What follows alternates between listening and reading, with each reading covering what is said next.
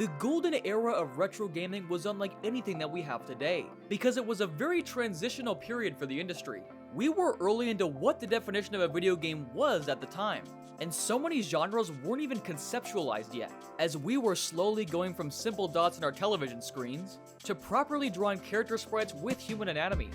This gave developers and visionaries the opportunity to innovate on a level that would blow everyone's minds, as they had never seen anything like that before. Every time a genre-defining game emerged, it established a new blueprint and standard for all subsequent releases. It's not to say that innovation is no longer possible today, as we do see many creative projects and technological improvements every generation. But it's a different thing to make yet another game in a pre-existing genre, and offer the same kind of gameplay we've seen before, and to essentially bring a genre on the map for the first time ever and serve as an inspiration even decades later. So many great video games deserve to be remembered and discussed for the ways in which they contributed to the industry. And on that topic today, we're going to celebrate 5 retro games that changed the gaming landscape forever, each in its own unique way. Pong. Pong was not the first ever video game in existence, although many find this statement debatable, as everything that came before it barely resembled what we know today as a game. However, whether it came out before other video games or not does not hold any relevance to its importance in history, because Pong's 1972 release was in fact the first time people began falling in love with the concept of controlling things on a screen. The game was incredibly simple at its core. You have a black and white screen and just a bunch of lines that you can see.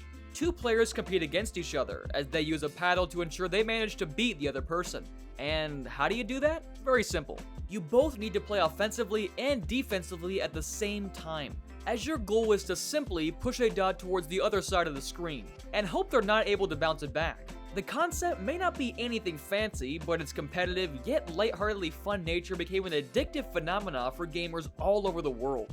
This was the first time people began to realize that video games are fun, and Pong was a massive hit at the arcades. It became such a success that it kickstarted the interest of companies and programmers in trying to make more video games, which eventually led to the arcade gaming industry becoming an actual thing, instead of just a conceptual afterthought that it once used to be. While gaming has advanced in ways we never could have imagined, when you talk to anyone who was alive in the 70s about gaming, they'll tell you how many pleasant memories they have with this game. Super Mario Bros. When you look back at an old video game like Super Mario Bros., you think about how many similar games existed around the same time because they were all available to you in your childhood. What you often miss out on is that, sometimes, that game was the first one to offer that kind of experience, which later ended up becoming an industry standard afterwards. Super Mario Bros. Is considered one of the greatest video games of all time, and that's for good reason. There were attempts at making other platforming video games prior to it, but they all furthered the concept of a platformer little by little, such as Pitfall and Pac-Land.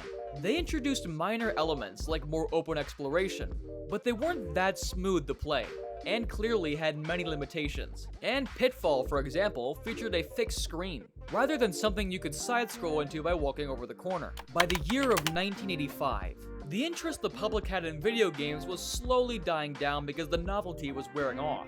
Yes, it's fun to mess around with pixels on a screen, but it gets old to just play video games where you're supposed to get a high score, or just hit whatever enemy is thrown next to you. Fortunately for the industry, September 1985 saw the first family computer release of the game in Japan. This was then followed by a Nintendo Versus System release in 1986, and a limited US release for the NES was released by now too, just to see how the audience feels about the game. Finally, a proper NES release in North America came out in 1987, and video games were never the same again. Public interest was reignited with gaming like wildfire, thanks to the amazingly creative design of Super Mario Bros. It was a game that people of all ages would enjoy, and it focused on smooth gameplay and exploration, both of which weren't common at that time. The player was rewarded for exploration and found themselves in a strange world that wasn't meant to represent the real world in any way. Players could go around creative, cartoonish environments, castles, and a whole lot more, and you never knew where the next step would take you, since you could even jump into random pipes that you see on screen. The game had enemies too, but they weren't a focus besides when they were placed in a spot where it's important to kill them to advance. And of course, the boss fights mattered too, as you couldn't advance without getting rid of your oversized nemesis. The movement in the game required precision, but it did not feel like a slog to control, nor was it extremely slow in terms of movement speed like what most consoles before the NES had to offer. The game had so much to offer, and the more you played it, the more you were rewarded with new content, new secrets, and new ways to beat the same level but faster and more efficiently.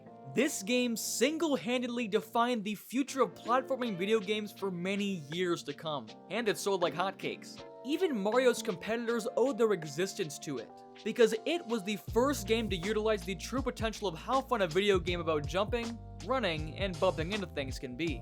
And of course, let's not forget the cute visuals and the iconic character design, as well as the catchy soundtrack that elevates the experience. The original NES release of the game sold more than a whopping 40 million copies by the end of 1994 alone, which is nothing to scoff at today. And it was an even bigger achievement in the late 80s and early 90s. The Legend of Zelda. Super Mario Bros. Began the tradition of going beyond fixed screens and awkward controls for the platforming genre. But there was still a lot of work left in setting up the groundwork for what a true adventure in video game form would be. Let's start off with an amazing fact. The Legend of Zelda in 1986 was the first ever video game to introduce the ability to save your game.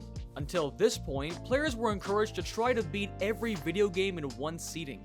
But Legend of Zelda was such an expansive game for its time that it was meant to be a slow adventure that players were allowed to drop in and out of. The game featured a top-down perspective compared to the usual 2D side-scrolling perspective we were used to, and it did not feel like an arcade game, much like everything else on the market at that time. The game featured an open world with diverse environments, which included both genuinely cool locations to visit and a clever use of color palettes to make it look like you were looking at different things like landmarks, wilderness, and bodies of water. The game relied heavily on exploration, and players were rewarded for taking their time. Instead of racking up a high score or trying to beat levels quickly, instead, you were supposed to go around the world, understand the story of everything around you, and collect as many things as possible to become stronger. Another clever thing this game had was it connected different subworlds together to make everything feel like a larger-than-life adventure, especially with the existence of kind of an overworld. And as if all of this wasn't enough, the game even had things like dungeons and shops, which added more depth to your adventure and truly made the world feel like it was a real place with different kinds of stuff to be found at every corner. All of this is very normal in present-day video games, but at the time of this game's release, it was revolutionary and blew everyone's minds away. It introduced millions of gamers to the idea of what a true adventure in a video game can be. The soundtrack is so much fun too, even though the game was released on such a limited platform. It's a bit beepy, but it does the job at establishing memorable tunes. And last but not least, Zelda also introduced people to one of the earliest appearances of New Game Plus, better known as the Second Quest. This mode in the game allowed players to experience a remixed version of the game. Things like enemy placements and dungeon layouts are altered, so that players can feel a challenge again, instead of just knowing everything about the game on a replay. You could access this by making the player name as Zelda, which would have been super confusing for people who were just named that, and entered their name without knowing about the second quest.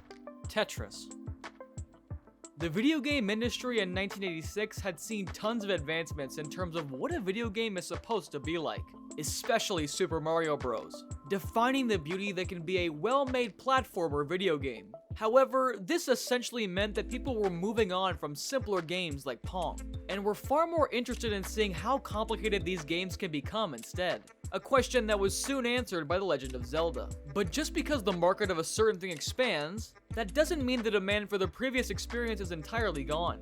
Even though people didn't even know it themselves yet, they did need simple yet addictive puzzle games. It's just that the perfect game that could capture their attention just wasn't there yet for the last couple of years, leading up to 1987. In 1984, Tetris was created by a Russian scientist called Alexei Pajitnov, who developed the first prototype of the game in Moscow, on a device called the Electronica 60. A year later, he ported it to the IBM personal computer, and it quickly spread through the Soviet Union as people really enjoyed playing the game. Soon after, in 1987, the game was launched on PCs in North America and Europe, which was the first step towards a global expansion. However, the game didn't quite catch on there yet, until video game designer and publisher Hank Rogers discovered Tetris at a Las Vegas trade show. Eventually, his company launched Tetris on the PC and Nintendo Famicom in Japan, which was a great decision as it led to 2 million copies sold right away and was deemed a blockbuster.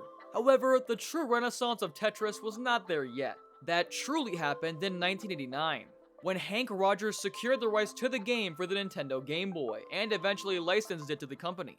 The reason Nintendo chose to package Tetris with their console, instead of something like Super Mario Bros., is because Hank justifiably sold them on the idea of the game. In his own words, it's something an adult and an elder could play without prejudice of thinking that it's for children. And he was absolutely right, as the Game Boy packaging of Tetris led to insane amounts of success, leading to over 48 million units sold when combined with the NES port. But what made Tetris sell like wildfire? The answer is simplicity and addiction. This game is attributed towards popularizing the puzzle genre by introducing millions of people to the concept. People had no idea they could enjoy a casual puzzle game on a digital device for hours, and this game helped them realize that. The game features very addictive gameplay that just keeps you going, because you can always beat your score, you can always do better in some way, and it's fascinating to see how far you can keep going before you lose. On top of that, the game did come with tons of customization options, so the player had a reason to keep mixing things up and experience the phenomena in a different way. Something about watching the blocks fall into place and vanish upon successful placement is just so relaxing and satisfying, which has been attributed to many psychological reasons. And of course, this is a time before smartphones, so people were able to resort to Tetris in long wait times or when they had nothing to do, too. The most fascinating thing to me is that Tetris is addictive because of the Zeigarnik effect. This study basically establishes that the human brain stores incomplete tasks and disposes of them when they are completed. Tetris constantly creates unfinished tasks on screen, which keeps the player invested into playing more and more. And of course, the catchy music of the game is so fun to listen to, as you keep matching and mismatching blocks. As of 2023, the game even had a movie based on it, which is surprisingly fun to watch, even if it has a few inconsistencies here and there. Street Fighter 2. Fighting games as a genre is one of the most prominent ones that you can find today in the world. At its peak, it dominated the world of arcade gaming and was a major selling point for home consoles too, as every company raced against each other to prove that their machine has the most arcade-perfect port of fighting games available. Then, somewhere in the mid-2000s, the dynamics changed, as other genres, especially shooting, took over the market. But even today, the fighting game genre has survived and thrived because there is a massive audience for them that both likes to play these games for fun and for competitive reasons. But surprisingly, despite the fact that fighting games did exist prior to Street Fighter 2, they were completely different as an experience. For example, video games like Karate Champ and even the first Street Fighter had one-and-done moves. Players sort of took turns at hitting each other, and the battle was simply about seeing who was able to hit the other player more in a rather repetitive manner. Fighting games were simply seen as a subgenre of beat-em-ups, and often an inferior one at that. But Street Fighter 2 changed everything as soon as it began development, and it all started due to a happy accident. During the development of the game, one of the creators noticed that he could perform a regular attack and then follow it up with a special attack that would hit the opponent before they could react. Interestingly, this was a bug. While the developers did intend to improve things for this game compared to its predecessors, adding combos was not a part of that plan. In fact, combos didn't exist at all before this. The developers intended to get rid of the bug at first, but soon they realized the game is much more fun with it in place. Thus, they took the risk of releasing the game to the public in 1991, and hoped the players would enjoy the combo system. Fortunately for them, that is exactly what happened. The game took the world by storm thanks to its technically advanced gameplay that allowed players to combine regular and special attacks to create combos, and attack other players in such strategic ways that nothing like that existed before. The players that were more advanced in their skills managed to take things even further, and Street Fighter 2 made people realize that fighting games need a proper competitive scene, as learning different characters, their movesets, and the player's individual skill can lead to so many different outcomes in a battle. And thus, tournaments began to become more common.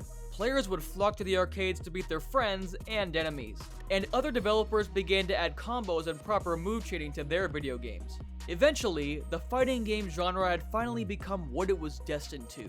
And no matter how many video games we have today, some of which may be even better than Street Fighter 2, all of them owe a credit to Capcom regardless, for revolutionizing the way that fighting games could be played. Although exact sales are hard to track due to the plethora of re-releases Street Fighter 2 had, it's believed to have sold close to 30 million units, and made up a total of more than $10 billion in sales. Since there were no online patches back then, people at homes and owners of arcades had to repurchase new copies of the game to get balance patches and new characters, as the developers kept adding more to the game, after seeing how players adapt to the gameplay. And that really worked out in Capcom's favor from a financial standpoint. Unsurprisingly, Street Fighter 2 is still a very fun game to play today too, as even though the franchise has come a long way over time, especially with how amazing Street Fighter 6 is, all of the mainline games feel different to each other. If you play Street Fighter Alpha, it would feel different. So, Street Fighter 2 is something that thousands, if not millions of people still go back to today, and keep buying as part of re-releases and collection packs. I hope you enjoyed this video, and I understand that I only covered a few landscape-changing games out of many, many others. You just have to always handpick favorites when you're making a concise list. So, I'd love to hear about what your favorite retro video games are in the comments below, especially if you believe they should be on this list. If you'd like to see similar videos from me, don't forget to subscribe to this channel, like this video, and hit the bell icon for instant notifications.